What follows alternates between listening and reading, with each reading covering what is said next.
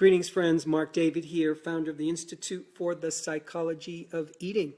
Thanks for being here. I appreciate your time. I appreciate your attention. Today, we are going to have a conversation about how to help someone with an eating challenge. Some real simple, basic concepts that might not be so simple or might not be so basic, or maybe you haven't heard them before, or maybe they haven't been quite put together like this.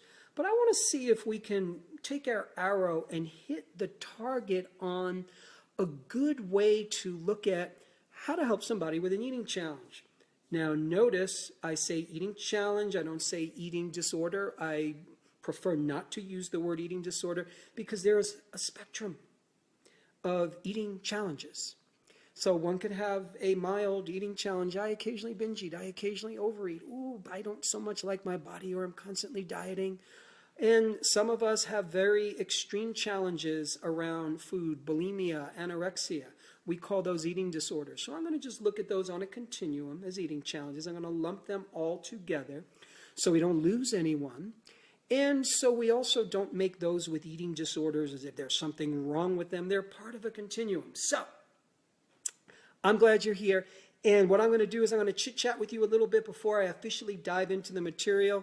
Hello, Macy. I'm glad you're here. Hello, Rachel. Thanks for coming by.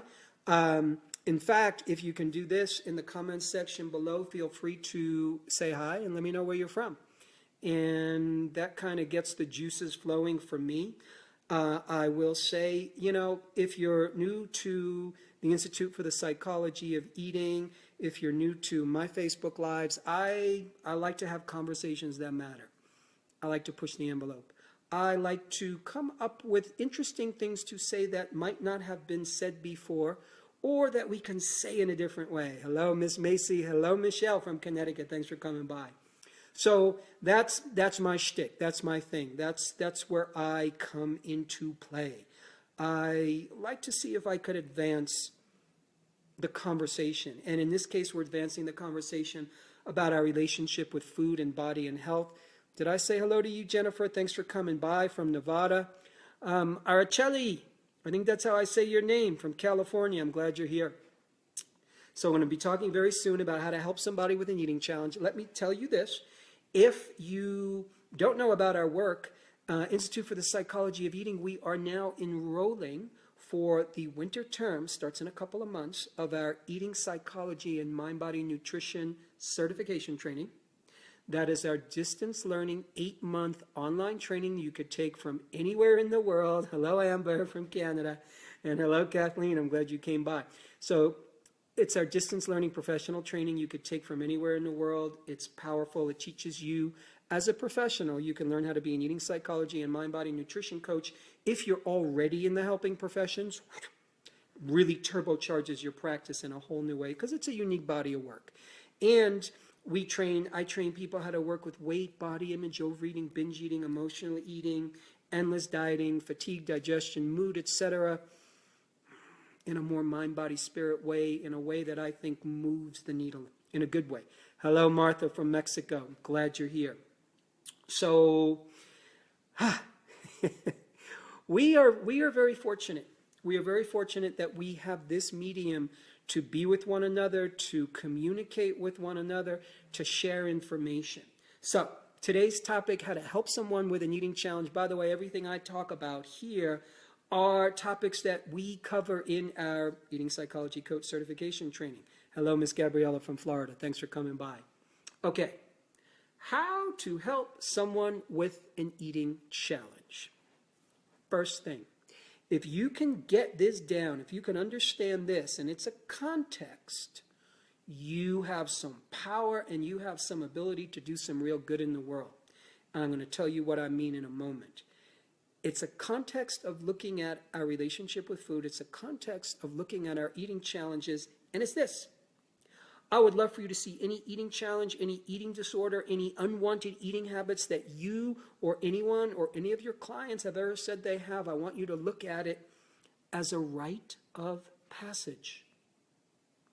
These things are a rite of passage. What's a rite of passage? Puberty is a rite of passage. The first time a kid goes to grade school, that's a rite of passage.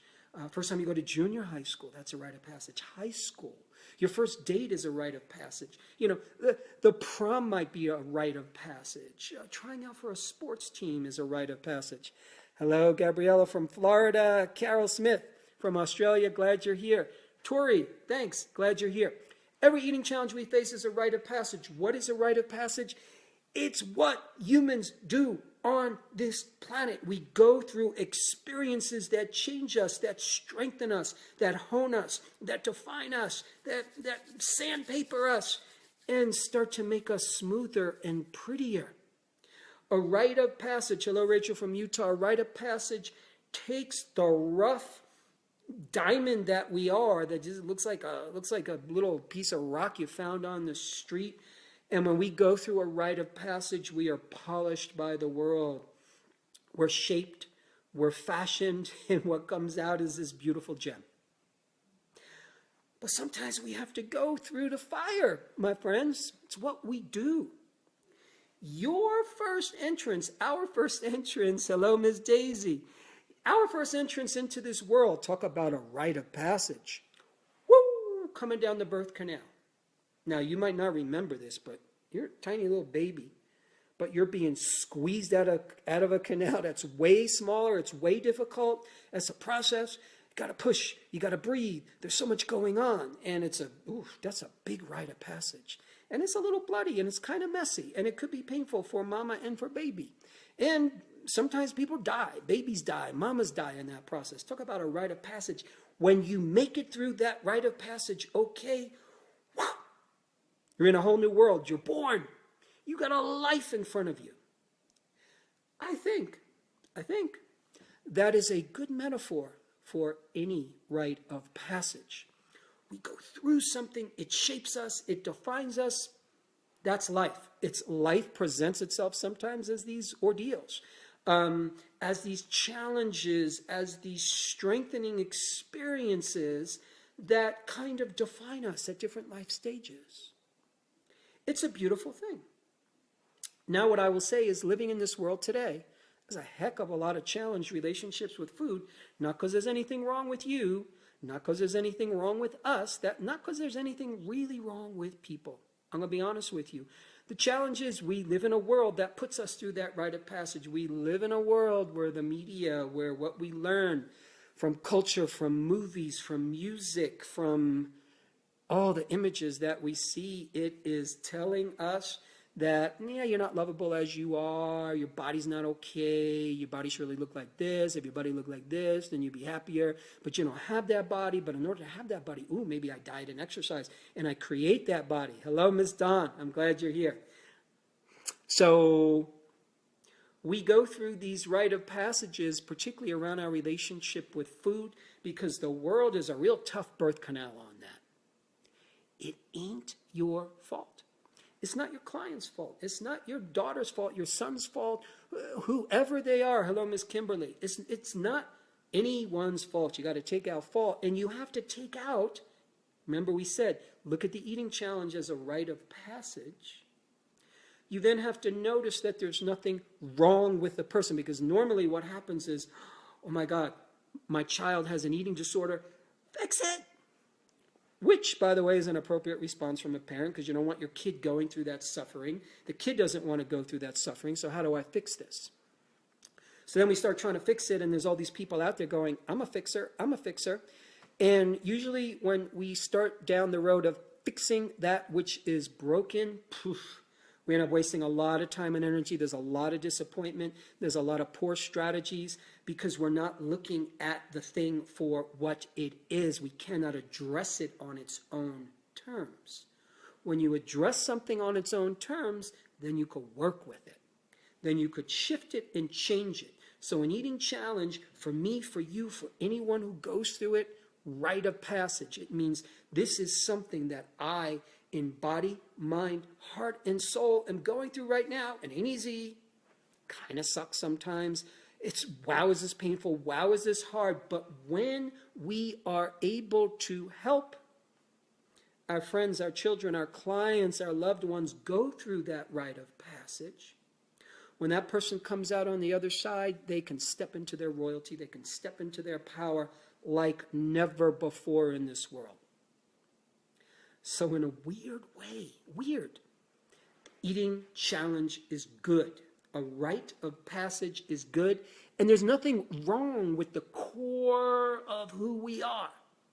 So our job is to support people in their rite of passage called eating challenge, eating disorder, body image challenge, unwanted eating habit. That's our job, to see it as a rite of passage, to see that when this person goes through this journey and they're able to come out the other side, glory, success, power, love, embodiment, all good things happen. And if you're the kind of person that you've had eating challenge or eating disorder and you've transformed it, you've moved through it, you've done the work, you know exactly what I'm talking about.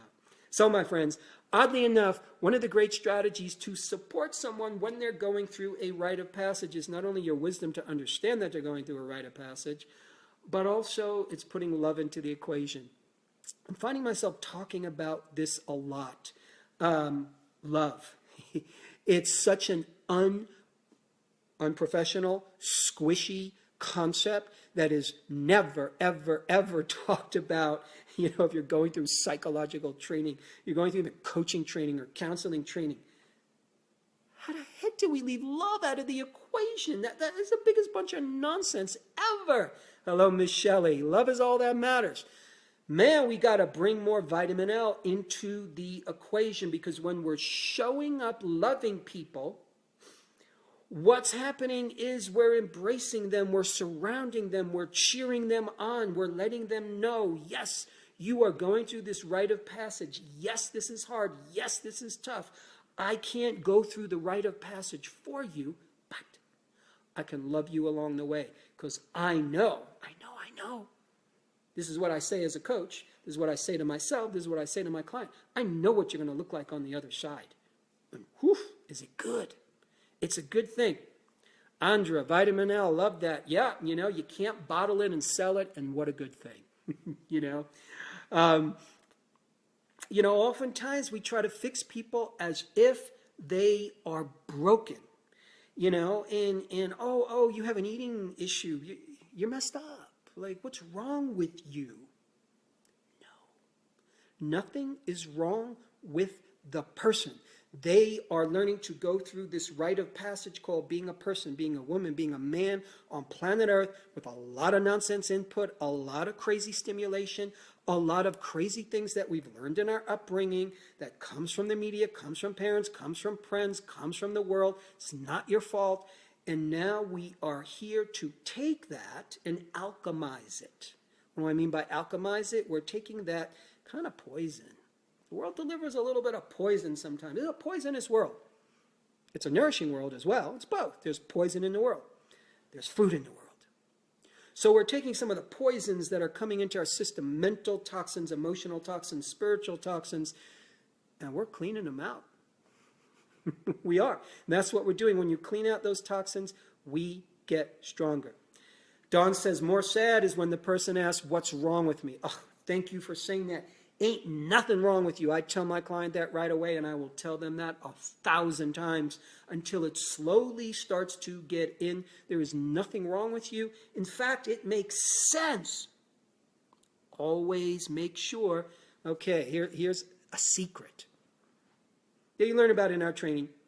The secret is that every unwanted eating challenge, every eating disorder, every unwanted eating habit has a brilliant reason. There's actually a brilliant reason somewhere in biology, psychology, sociology, the mind, the world. There's a brilliant reason why we have that challenge. Once we start to figure out the actual brilliant reason, then we can successfully unwind it, as opposed to what Dawn mentioned, oh, what's wrong with me? No. It's not about what's wrong with me. It's all about what's going on. What's impacting me? How come I'm not in my power? Why am I so easily knocked over when it comes to looks, when it comes to weight, when it comes to beauty, when it comes to food? Oh, I live in an interesting world. Oh, these factors are coming into play. And oh, these are some of the strategies I can start to do to unwind that. That's empowering. So our job is to love our clients through their rite of passage. Loving them means, Mr. and Mrs. Client, you don't have to do anything different for me to unconditionally regard you as a human being that I just want to give a big hug to. Yes, you have an eating challenge. Yes, you don't like it. Maybe you want to lose weight. Maybe you're eating too much food. Maybe you feel like you're out of control. That doesn't mean I love you less. I think less of you. What it means is, wow, let's get to work. Let's transform this. Let's go through this rite of passage so you can get to where you are destined to go. So what we're doing is we're taking this whole model of, oh, there's something wrong with you for your eating challenge, and we are turning it upside down, my friends, and we're shaking it out because that's what we need to do. Because if our popular strategies would have worked, eat less, exercise more, use more willpower, what's wrong with you, all that nonsense, if that approach would have worked, it would have worked. It does not. Because human beings, we are more beautiful than that. We're more interesting than that. We are more complex than that. We really are. So, next piece of the puzzle, how to help somebody with an eating challenge. You are seeing that it's a rite of passage. You're understanding that we got to love them through that rite of passage. And at the same time, any rite of passage requires patience. Patience. What a virtue, my friend. We want our challenges to be gone yesterday. Pilar says, I'm starting to love myself for the first time, and for the first time I feel that my body is reacting to this powerful energy. Pilar, what a beautiful thing to say. You know, your body is responding to how you are talking to it, and you notice it, and that response is powerful. Body responds to love on every level. It's a secret that should be right out in the open.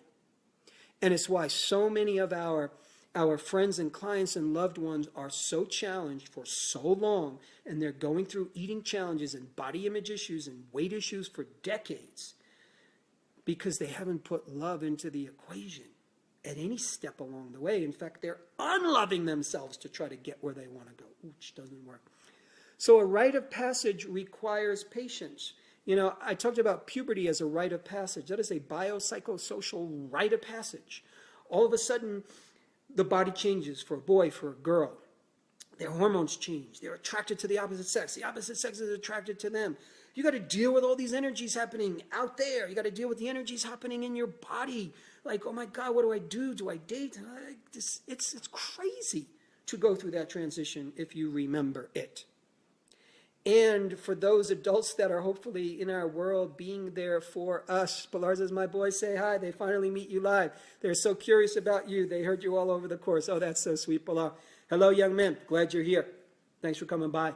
So, we have a great opportunity to be patient. Because when we are patient, we let life unfold in its natural way. Would you plant, I don't know, a cucumber? That's my favorite vegetable. Would you plant a cucumber in your garden and then stand over that seed and go, come on, hurry up, grow. What's your issue? What's your problem? Like, come on, grow into a cucumber already. That would look kind of silly. What we do is we water it. Maybe put a little fertilizer, a little natural seaweed concentrate, whatever we do that naturally helps that plant grow. But patience, because there's a natural unfoldment, there's a natural order to things. There is a natural order to an eating challenge. It's here. It's in our system. It hurts. It's painful. It's taking me in these directions I don't want to go in. Great. Now we're going to grapple with it. Now we're going to embrace it. Now we're going to love it. Now we're going to see it as a rite of passage. And when you, the practitioner, or the parent, or the loved one of whoever's going through that eating challenge, when you are patient on behalf of them, and you're not trying to fix them, and you're not trying, like, what's wrong with you? But when we're patient and when we know that it's a rite of passage, we're loving them with a firm love that they feel, and that puts wind under our wings. It doesn't fail, my friends. You can't go wrong with that strategy. That's what we're here to do. You're not here to find out these secret methods that are going to fix people because you said something smart. People who transform their lives, they never said, yeah, and my life transformed because one day I got online and I read this one little fact. Okay, might that happen for some people? Sure.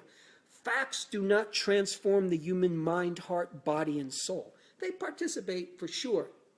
But oftentimes what is transforming us in the painful parts of our life and the painful parts of our journey, what transforms us is the inner work. What transforms us is love, self-love, love coming from the outside, support, care, patience, the company of good people, the company of good mentors. That's what transforms us. We often think, okay, it's a lone cow. I'm a lone cowboy, lone cowgirl. Something's wrong with me. I got to just barrel down and fix it. No. You're contexting the problem in an inaccurate way, which means you're not going to be able to fix it so easy because you're seeing it in the wrong light. There's nothing wrong with us. We're going through a rite of passage. So next piece of the puzzle when you're dealing with somebody with an eating challenge is how to be honest with them. Let's say you've noticed your friend and you notice every time you sit down to lunch, dinner, or you go out with her, she doesn't eat anything. Oh, I'm not hungry. No, I just need this little piece of salad from my salad. And you notice she's losing weight, and you notice she's always cold, and you notice she's really skinny. Do you say something? Of course you do. But you say it with love. Hey, I've noticed, I'm your friend. Looks like there's something going on with you in your relationship with food, I got to say. Is there any way I can help? Is there any way that you want to have a conversation with someone to start to look at, how you can change what you're doing, because it seems to me like you're not happy with what's going on. So there's an honest way to say something to somebody without criticizing them, without making them wrong, but it's raising your hand and saying, hey, here's what I see. I'm very honest with my clients. Honesty, when I say honesty, honesty always has to have love in it. If it doesn't have love in it, it ain't honesty. Because, yeah, you can say something in all honesty to somebody, but if it's brutal, and if it doesn't care for their heart, you can hurt somebody's feelings, and you can set them back. I would love to know how to say your name, Agnieszka. I'm going to guess. Agnieszka, if I said it correctly, let me know, and if I butchered it, let me know. She says, we live in a culture that tells us that we are not enough, that we are sinful, we must feel guilty. That's why we want to fix it all in life and can never succeed. What a great way to sum it up. It's true. And now that we know that, now that we see that, we have more power because we see that the messages we're given do not work. And it's our responsibility to change that. Kim says we transform across a span of 1,000 moments and experiences, not in one quick instant. Transformation is dynamic. It's so true. It could be happening when you're sleeping. It could be happening when you're sitting there doing nothing. Agnieszka says, yes, correct. I'm so happy. I feel really good about myself. Okay. So, my friends, we have to have a good appetite for being real with people. Here's one of the most important things, and probably the last thing I'm going to mention about helping somebody with an eating challenge, and let's use the term ownership. Now, this strategy might sound a little bit odd to you and unusual. If someone you know or love, client, family, loved one, has an eating challenge, eating disorder, it's easy to think, and it makes sense, it's your issue. You have an eating disorder. My dad had cancer. My mom had cancer. You have cancer. Makes sense. He had cancer. She has an eating disorder. He has heart disease. Whatever it is. So that belongs to them. It's their issue. But here's what I want to say. It's not their issue. And it doesn't exclusively belong to them. It belongs to the world. You didn't invent, the person who has cancer didn't invent cancer. It belongs to the world. Long after that person's gone, there's going to be cancer. Long after we're gone, there's going to be eating challenges. It doesn't belong to any one person. It personalizes in different people. Note that distinction. Now, what I'm saying is ownership means I, as a person, as a friend, as a family, as a loved one, as a coach, as a counselor, I take ownership of my client or my friend's eating challenge. It's mine. It's mine. I actually see it as mine. Does that mean I caused it, I did it, or I'm responsible for fixing that person? No. It belongs to that person, but it belongs to us. It is collective. And by me taking responsibility, what I'm really saying is I'm taking responsibility to show up in a whole different way. It means I'm being responsible for what I can do. That's taking responsibility. What can I truly do? Because this is a collective issue. We have so many collective issues and we attack them as if they're personal issues. And we fail. And we fail because they're collective issues. They're issues that we share globally. So when somebody has an eating challenge, I look at it as not, oh, you poor, decrepit, miserable creature that this happened to. No. You have this eating challenge because you're born into this world. You received input. You received stimulation. You received concepts that didn't work for you, that didn't work for your nervous system, that were incongruent with what's truly real about life and in how we are as humans, and a heart and a body and a soul. And it's understandable that you would have an eating challenge. That's our challenge. It is. So I'm being responsible for what I can do, because when that happens, it's not me looking down on the person, trying to fix them, nor am I, like, I've heard people say this, well, just stop eating. Oh, you have an eating disorder? Just stop. Smart people say that. That's how conditioned we are to not take responsibility for what's going on around us. Once again, me taking responsibility doesn't mean I have to fix this or it exclusively belongs to me. It means I have a responsibility. I have a way that I need to respond. So because this is my career, my profession, my gift, my service, so that's a little different. So I choose to respond in a very clear, direct, strong way because that's how I get things done. So I think it's important to look at every nook and cranny around how we can help ourselves heal, how we can help ourselves grow, how we can help ourselves grow through our eating challenge, not escape it, not fix it, not smash it to smithereens, not overcome it or overpower it. No, you move through it. You move through the birth canal. You move through life. You move through a rite of passage. The rite of passage shows you in every given moment what you have to contend with. And oftentimes when it's an eating challenge, we have to contend with self-hate. We have to contend with a lack of self-love. We have to contend with conditioning that has come into our minds and thoughts that we are thinking that are self-harming. If you have a thought in your brain that is a self-harming thought, then it is your responsibility to unwind that thought. Not easy. Because thoughts are like little viruses, man. If they take hold, they can be really strong. I hate my body. I'm not good enough. Those thoughts, when they land in a human and take hold and take root, ooh, those are big and tough ones. So that's why we're doing this. We mount an immune response together. We understand that these are big challenges, and we face them with the kinds of big energies that we don't always notice are the big energies to face them with: love, authenticity, patience, responsibility, a deeper understanding, knowing that we are here to go through many rites of passage. And an eating challenge is always, always, always, my friends, on some level, it's a rite of passage. It's here to teach us. And like any workshop, like any classroom, like any schooling you've ever done, you don't graduate until you learn your lessons, until you get that little A or get that passing grade. So we're here to get a passing grade, and it takes a little effort, it takes a little work. That's why I do the work I do. That's why I know a lot of you do the work that you do, and it's a good thing.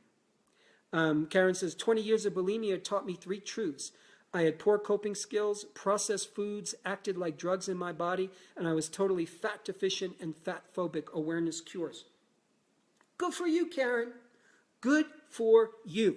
You know, and notice how Karen mentions, you know, of the three truths, one of them is very personal, poor coping skills.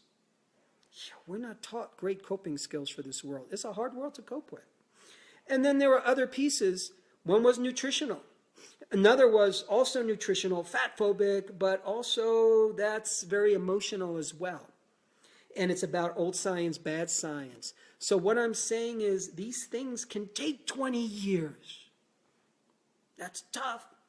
But it takes as long as it needs us to go through that rite of passage so we can come out the other side. On a certain level, it's never too late.